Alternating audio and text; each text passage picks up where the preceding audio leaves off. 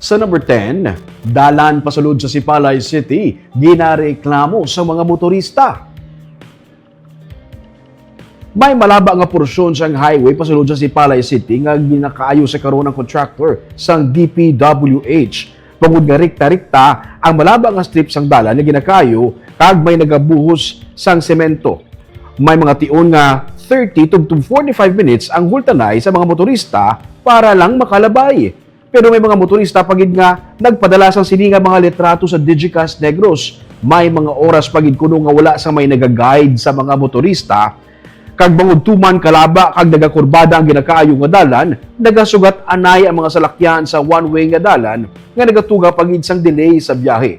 Din siling man sang tagreklamo nga kulang sa early warning device ang road repair gani delikado para sa mga motorista kung gabi. Pangabay nila nga kung tani, may lookout nga magaguide sa motorista kay kadako sang oras nga nagakausikan kung ma-stranded sa sininga porsyon sa ginakaayong nga highway.